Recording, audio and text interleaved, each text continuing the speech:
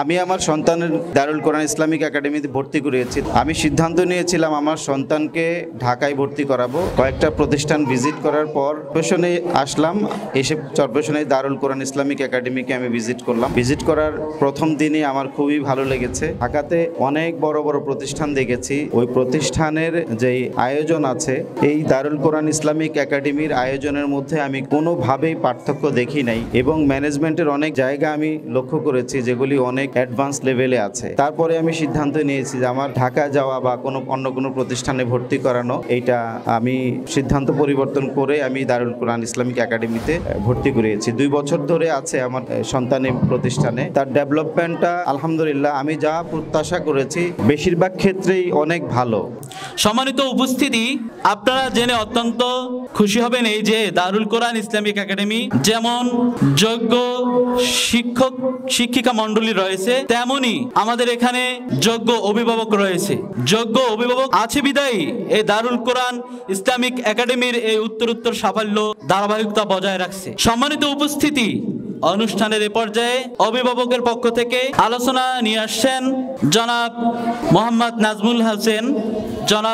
নাজমুল হোসেন, উপাধ্যক্ষ দারুল হেদায়া মাদ্রাসা। হযরতকে তার মূল্যবান নসিহত পেশ করার জন্য বিনীত অনুরোধ জানাচ্ছি।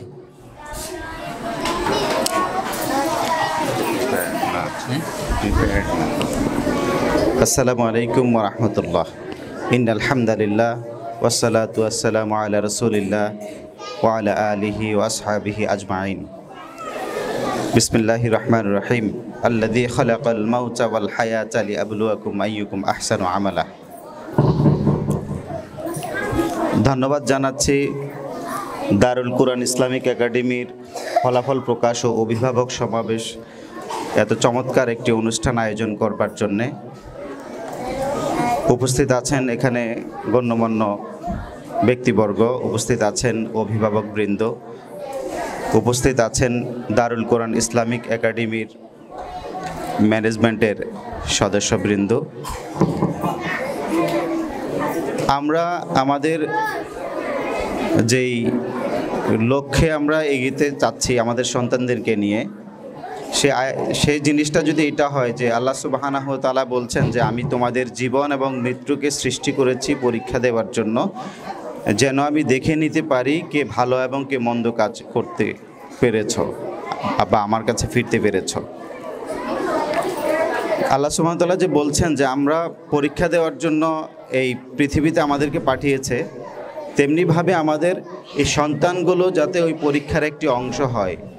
আমাদের সন্তানরা যদি এই জমিনে একটি ভালো কাজ করতে পারে, সেটা হবে আমার মৃত্যুর পর একটা সদকা জারিয়ার মতো একটি কাজ। আমি আমার সন্তানের এই দারুল কোরআন ইসলামিক একাডেমিতে ভর্তি করিয়েছি। আমার একটা অভিজ্ঞতা শেয়ার করে আমি শেষ করব। আমি সিদ্ধান্ত নিয়েছিলাম আমার সন্তানকে ঢাকায় ভর্তি করাবো। পাশাপাশি আমি এই চরপেশন উপজেলাতে একটি ব্যবসার সাথে জড়িত। এই ব্যবসাটা পাশাপাশি আমি চিন্তা করছিলাম যে আমি চরপেশনে থাকতে পারবো কি পারবো না।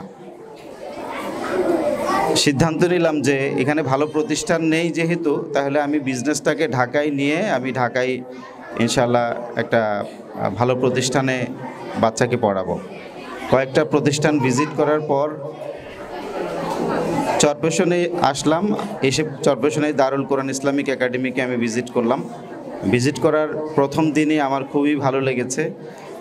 আমাদের যে অধ্যক্ষ মহোদয় আছেন দারুল কোরআন ইসলামিক একাডেমির, ওনার সাথে আমার কথা হয়েছে, আমার খুবই ভালো লেগেছে। ঢাকাতে অনেক বড় বড় প্রতিষ্ঠান দেখেছি, ওই প্রতিষ্ঠানের যেই আয়োজন আছে এই দারুল কোরআন ইসলামিক একাডেমির আয়োজনের মধ্যে আমি কোনোভাবেই পার্থক্য দেখি নাই, এবং ম্যানেজমেন্টের অনেক জায়গা আমি লক্ষ্য করেছি যেগুলি অনেক অ্যাডভান্স লেভেলে আছে। তারপরে আমি সিদ্ধান্ত নিয়েছি যে আমার ঢাকা যাওয়া বা অন্য কোনো প্রতিষ্ঠানে ভর্তি করানো, এইটা আমি সিদ্ধান্ত পরিবর্তন করে আমি দারুল কোরআন ইসলামিক একাডেমিতে ভর্তি করিয়েছি। 2 বছর ধরে আছে আমার সন্তানের প্রতিষ্ঠানে। তার ডেভেলপমেন্টটা আলহামদুলিল্লাহ আমি যা প্রত্যাশা করেছি বেশিরভাগ ক্ষেত্রেই অনেক ভালো। কিছু কিছু জায়গায় হয়তো ঘাটতি থাকতে পারে, এটা স্বাভাবিক একটা প্রসেস, যে ঘাটতি থাকবে, আবার ওস্তাদরা এটা ওভারকাম করে ফেলবে। কিন্তু আলহামদুলিল্লাহ আমি দারুল কোরআন ইসলামিক একাডেমির যেই আয়োজন, এই আয়োজনে আমি আলহামদুলিল্লাহ সুম্মা আলহামদুলিল্লাহ খুবই সন্তুষ্ট, এবং যে ম্যানেজমেন্টে যারা আছেন তাদের প্রতি আমি কৃতজ্ঞ। এই বলে আমি আমার সংক্ষিপ্ত কথা শেষ করলাম। আসসালামু আলাইকুম রহমতুল্লাহ।